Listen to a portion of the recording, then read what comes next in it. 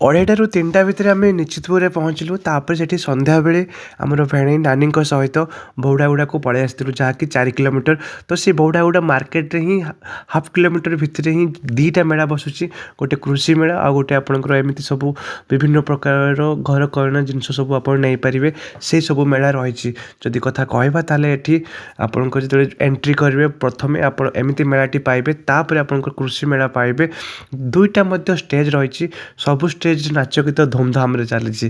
ତ ଏଇଠୁ ଆମର କିଛି ଯେଉଁ ଦେଖୁଛନ୍ତି ଲୁହା ଦୋକାନଟିଏ, ତ ଏଠୁ ଆମେ କିଛି ଜିନିଷ ଆମେ ନେଇଥିଲୁ। ଆଉ ଯଦି କଥା କହିବା ଏଇ ଯେଉଁ ଦେଖୁଛନ୍ତି କପ୍ ଗୁଡ଼ା, ଏସବୁ ଦେଖିଲା ବେଳକୁ ଛୋଟବେଳର କଥା ମନେ ପଡ଼ିଯାଉଥିଲା। ତ ମୁଁ ଆଗରୁ ଆଣୁଥିଲି, ଏବେ ତ ଆଉ ନେଉନି। ତ ତାପରେ ପରେ ଆମେ ଯେଉଁ ଥଣ୍ଡା ଲାଗୁଥିଲା, ତ ସେଇ ଭିତରେ ବି ଦେଖିପାରୁଥିବେ ସବୁ ହରେକ ମାଲ୍ ଯେମିତି 10 ଟଙ୍କା 10 ଟଙ୍କା କୁହନ୍ତି, ତ ସେମିତି ସବୁ ଆପଣଙ୍କର ସେପଟେ ସାଇଡ଼୍ରେ ସବୁ ପୋଷ୍ଟର ମାରିଛନ୍ତି, ଯେଉଁଟାକି କଲିକତା ମାଲ୍ ସବୁ ଥାଏ। ଛୋଟ ପିଲାଟିଏ କେତେ ସୁନ୍ଦର ଭାବରେ ପେଁ କରିକି ବଜାଉଛି। ତ ଏଇସବୁ ଜିନିଷ ଗୁଡ଼ାକୁ ବାସ୍ କିଛି ତ କିଣିବାର ନାହିଁ, ଖାଲି ଭିଡ଼ିଓ ଟିକେ ବନେଇବା କଥା, ବାସ୍ ମେମୋରେବୁଲ୍ ପାଇଁ ଏପଟେ ନାଚ ଗୀତ ଚାଲିଥିଲା। क्योंकि प्यार में हमारी यूकेजी के नटखट बॉयज के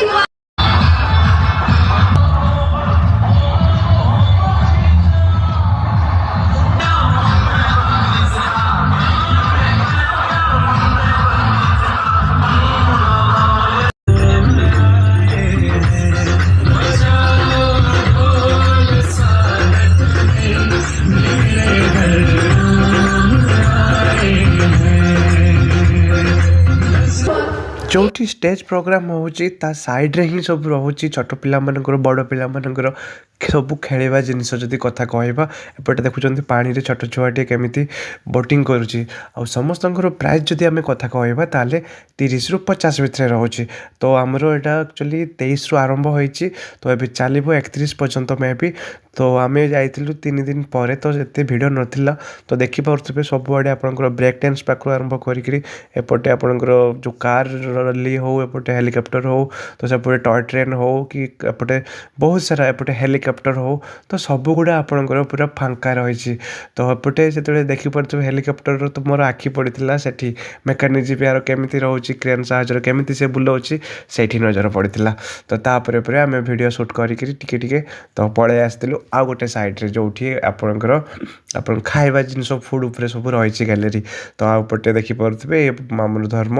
ତ ଏମିତି ବହୁତ ସାରା ଜିନିଷ ଥିଲା। ଏଠି ଜଣେ ଦିଦି ଥିଲେ, ବହୁତ ସୁନ୍ଦର ଭାବରେ ବୁଝାଉଥିଲେ, ଆପଣ ମୋଟିଭେଟ୍ ହେଇଯିବେ। ତ ଆଉ ଗୋଟେ ମୁଖ୍ୟ ଆକର୍ଷଣ ଯେଉଁଟା କୃଷି ମେଳା ଆପଣଙ୍କୁ କହୁଛି, ଦେଖିପାରୁଥିବେ ବିଭିନ୍ନ ପ୍ରକାରର ପନିପରିବା ଏଠି ରଖିଛନ୍ତି। ଯିଏ ସବୁଠୁ ବେଷ୍ଟ କରିବ ତାଙ୍କୁ ମଧ୍ୟ ଏଠି ଆୱାର୍ଡ଼ ଦିଆଯିବ। ତାଙ୍କର ନାଁ, ତାଙ୍କର ଡିଟେଲ୍ସ ସେଠି ନମ୍ବର ଦେଇକିରି ହିଁ ଆସିଥାନ୍ତି। ତ ଆପଣ ବି ଚାହିଁଲେ ସେଠି ନେଇକି ଦେଇପାରିବେ। ତ ଆଉ ଗୋଟେ କଥା ଏଠି ଦେଖିପାରୁଥିବେ କୁନି ପିଲାମାନେ, ଆଉ ସେମାନେ ସବୁ ଏଠି ପରଫର୍ମାନ୍ସ କରିକି ତାଙ୍କ ଫଟୋ ଚିତ୍ର ସବୁ ଲଗାଇଛନ୍ତି, ଯେଉଁଟାକି ଷ୍ଟେଜ୍ ପ୍ରୋଗ୍ରାମ୍ ମଧ୍ୟ ସବୁ କୁନି ପିଲାମାନେ ଆସିଛନ୍ତି ସବୁ ସ୍କୁଲରୁ, ତାଙ୍କର ଗାର୍ଡ଼ିଆନ୍, ତାଙ୍କ ବାପା ମାଆ ଦେଖିପାରୁଥିବେ ପୁରା ଭରିକି ରହିଛନ୍ତି। ତ ଏମିତି ଯଦି କଥା କହିବା ତାହେଲେ ଯେଉଁ ଷ୍ଟେଜ୍ ପ୍ରୋଗ୍ରାମ୍, ତ ତାପରେ ଦେଖିପାରୁଥିବେ ଏଇଟା ଖାଇବା ଷ୍ଟଲ୍ ମଧ୍ୟ। ତ ଭିତରେ ପଶିଯିବେ, ବହୁତ ବଡ଼ ଥିବ। ତ ସବୁଠୁ ବଡ଼ କଥା ଆଉ ଗୋଟେ, ଯେଉଁଟାକି ବଉଡ଼ାଗୁଡ଼ାରେ ଫାର୍ଷ୍ଟ ଟାଇମ୍ ପାଇଁ ଆସିଛି, ଯେଉଁଟାକି 360 ଡିଗ୍ରୀର ସେଲ୍ଫି ପଏଣ୍ଟ। ତ ଏଠି ଦେଖିଲା ବେଳକୁ ଟିକେ ଡର ଲାଗୁଥିଲା, ହେଲେ କେହି ନଥିଲେ। ତ ଆମେ ଯେତେବେଳେ ଏଠି ଯାଇକି ପହଞ୍ଚିଲୁ, ଆଉ ଆମେ ଗୋଟେ ଭିଡ଼ିଓ ସୁଟ୍ କଲା ପରେ ତ ସେତେବେଳେ ଦେଖିବେ ଆପଣଙ୍କର ମାନେ ଭାବି ପାରିବେନି, ଏତେ ସାରା ଲୋକ ରୁଣ୍ଡ ହୋଇଯାଇଥିଲେ। ତ ଯାହା ବି ହଉ 2 ଭାଇ 2 ହିରୋ ପରି ଲାଗୁଛି ନା, ତ ଯାହାହେଲେ ବି ତ ନିଶ୍ଚିତ ଭାବରେ ଏଠି ଭଲ ଲାଗୁଥିଲା। ତ ବହୁତ ଇଚ୍ଛା ଥିଲା, ଆମେ ଦେଖୁଥିଲୁ ସର୍ଟସ୍ ଗୁଡ଼ାରେ ବହୁତ ସାରାରେ ଏମିତି ଯେଉଁ 360 ଡିଗ୍ରୀର ସେଲ୍ଫି ପଏଣ୍ଟ ଆସୁଥାଏ। ତ ଏଇଟା ଗୋଟେ ସବୁଠୁ ମୁଖ୍ୟ ଆକର୍ଷଣ ଏଠି ଲାଗିଥିଲା, ଦେଖିବା ପାଇଁ ବହୁତ ସୁନ୍ଦର ଲାଗିଥିଲା। ତ ତା'ର ଫାଇନାଲ୍ ଭ୍ୟୁ ଆପଣଙ୍କୁ ମୁଁ ସର୍ଟସ୍ ଭିଡ଼ିଓରେ ଆସିବ, ନିଶ୍ଚିତ ଭାବରେ ଦେଖିବେ, ଜମା ବି ଭୁଲିବେନି। ତେଣୁ ଆପଣ ଯଦି ମୋ ଚ୍ୟାନେଲକୁ ସବସ୍କ୍ରାଇବ୍ କରିନାହାନ୍ତି ତ ଏବେ ହିଁ ସବସ୍କ୍ରାଇବ୍ କରିଦିଅନ୍ତୁ। ଦେଖୁଛନ୍ତି କେତିକି ଭିଡ଼, ଆମେ ଗଲା ପରେ କୁନି ଛୁଆଟି ବହୁତ ଭଲ ପରଫର୍ମାନ୍ସ କରିଥିଲା। ତ ଦେଖୁଛନ୍ତି କେତେ ଷ୍ଟେପ୍ ବାଇ ଷ୍ଟେପ୍ ନାଚୁଛି, ଆମେ ଯଦି ନାଚିଥିଲେ କେତେ ଖୁସି ଲାଗିଥାନ୍ତା। ଆଉ ଲୋକ ପୁରା ରୁଣ୍ଡ ହୋଇଗଲେ, ପୁରା ଘେରିଗଲେ।